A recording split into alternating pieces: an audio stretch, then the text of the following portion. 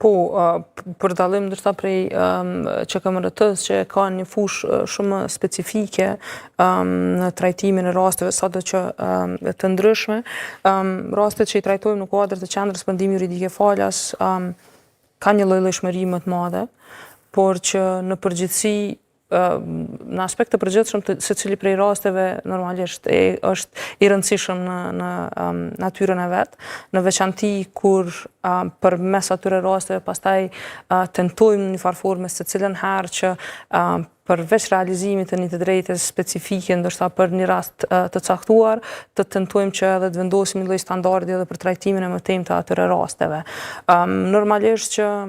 në numër të konsiderueshëm të rasteve ne kemi pas rastet të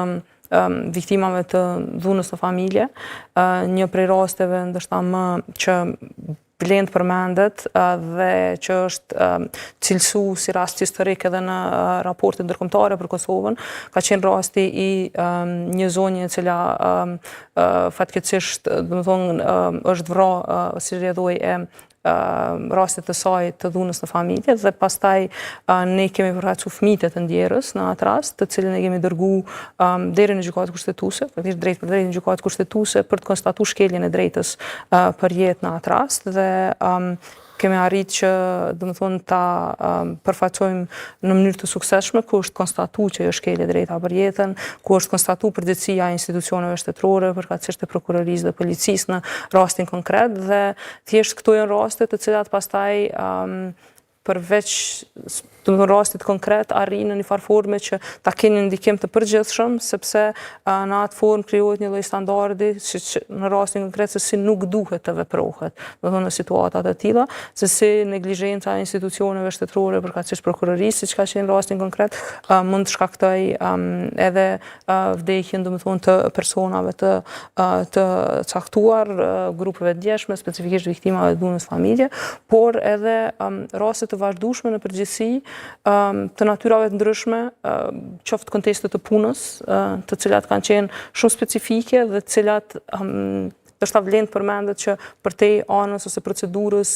kontestimore, pra që i kemi ndjek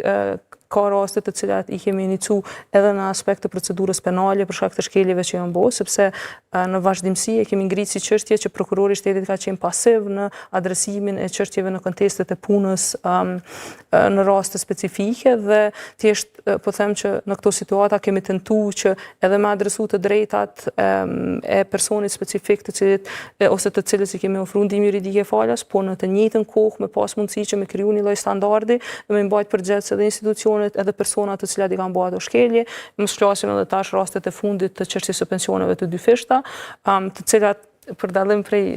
kolegës që vetë se kanë marrë vendime të formës së prerë, ne jemi ende në fazën ku jemi të pranuar vendimet e shkallës së parë dhe i kemi rastet në apel, por që praktika vetë është vendos në ato raste dhe thjesht e dim se cila do të jetë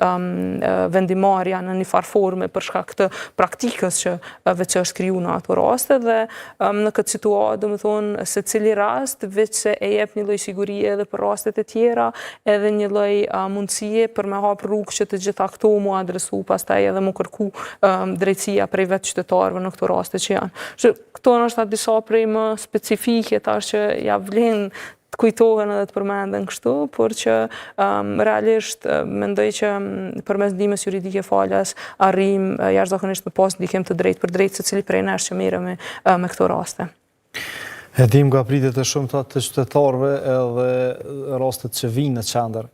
edhe satisfaksioni që e kanë për vendimet që i marrin, kështu që jo rallëherë edhe ne jemi shumë emocional kur i presim ato palë, edhe në njëjtën kohë është shumë e dhimbshme kur shohim palë në moshë e që vinë në baza ditore. Nëse mundem vetëm e shtu te rastet e pensioneve përmendi kolegja, kemi të bëjmë me personat moshuar që i kanë bërë 65 vite dhe janë disa vite, sidomos rastet e para që kemi dërguar ne prej 2022-s. Fatkeqësisht rastet po plakën, shumë prej tyre janë me sëmundje kronike, sëmundje të rënda dhe fatkeqësisht një prej rasteve që ishim në pritje vitin e kaluar që gjykata kishte caktuar shurtimin gjyqësor, kur e kontaktuan palën, pala kishte ndruar jetë. Pra domethënë janë raste që ndoshta nuk arrin me marr vendimin që i takon për shkak të moshës dhe për shkak procedurave burokratike, administrative, mandej pritjeve në gjykata. Dhe me të vërtetë këto janë raste shumë të dëmshme, sepse e din që gjykatave që ka kriju tash një standard, e dim çfarë është vendimi, mirë po fatkeqësisht për shkak të moshës, për shkak të smundjeve, disa prej tyre ndoshta nuk arrin për me gëzu atë të drejtë që janë një ligje. Të kthehemi tek këto raste vetëm tek këto tria shkurtimisht që ju ka njohur, domethënë drejta në penzion të dyfisht, me të vërtetë përkundër gjithë këtyre sfidave, sepse shikuesit na dëgjojnë vetëm duke u anku, mirë po megjithatë ka një satisfaksion kur ju njihet ajo drejt dhe filloi të marrin dy pensione që janë një ligje, dy pensione që i takojnë për shkak sakrificës dhe vutjeve që i kanë taku. Njërin prej grave që ka qenë e punësuar para luftës, i ka taku domethënë pensioni kontributdhënës, mirë po momentin që ju ka njoft statusi si viktime dhune seksuale, ju ka ndaluar penzion dhe pasi që kemi fillu procesin gjyqësor, tani veç kur e ka marrë vendimin e formës prerë, ka marrë mbi 10.000 euro kompenzim, domethënë në mënyrë retroaktive për gjithë ato muaj që nuk e ka marrë penzionin dhe tani fillon ta merr penzionin e dyfisht, edhe penzionin e dhune seksuale, e po ashtu edhe penzionin kontributdhënës. Mandej kemi edhe dy raste të tjera që ju ka njohur domethënë shuma 6.000 diçka euro, njërit 4.600 euro, kështu që është sado që pritjet janë gjata në momentin që arrin për me marrë një vendim të formës të prerë, me një farë mënyre, domethënë i motivojmë edhe të tjerët për mos me u ndalë dhe me vazhdu derisa ti realizojnë të drejtat e tyre. Jashtëzakonisht fati mirë që jeni ju si ofrues shërbimeve juridike edhe qytetarë që i përfitojnë këto të drejta, por është jashtëzakonisht fati keq që ka institucione që abuzojnë dhe nuk e zbatojnë ligjin përkundër një praktike gjyqësore që tashmë nuk lën dyshim a i njihet pensioni dyfisht apo nuk i njihet. Por ky debat nuk është që është duke u ndalur, por që nuk po shohim se ka një vullnet që institucionet të ndryshojnë praktikën e keqe, pra, që janë duke abuzuar me një të drejtë të njohur nga gjykata. Zoti Jashari, a kanë qasje reale dhe efektive komunitetet jo shumicë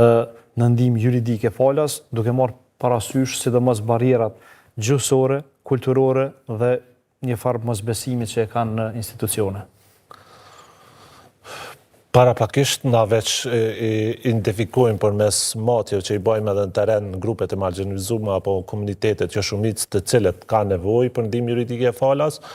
edhe varësisht prej problemit tyre ose prej çështjeve të cilët veç i bëjmë, si thash, ato matjet në teren, për momentin kemi thash edhe klinikën mobile lëvizse, edhe nëse nuk kemi zyre rajonale apo mobile të azamnat grup të njerëzve të cilët ka nevojë për mbështetje juridike, atëherë lansojmë klinikën mobile e cila do të qëndrojnë në atë pjesë të territorit me muaj të tërë dhe do të informoj qytetarët, por edhe njëkohësisht do të kryej shërbime juridike falas pa pagesë. Tash veç së fundmi e kemi pas projektin me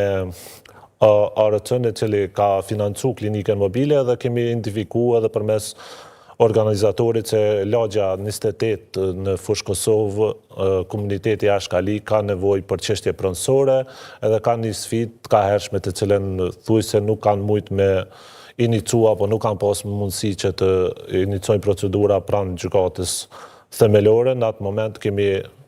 shku zyrtarët me klinikë mobile dhe kanë ofruar ndihmë juridike falas pa pagesë, kanë angazhuar avokat për ato raste.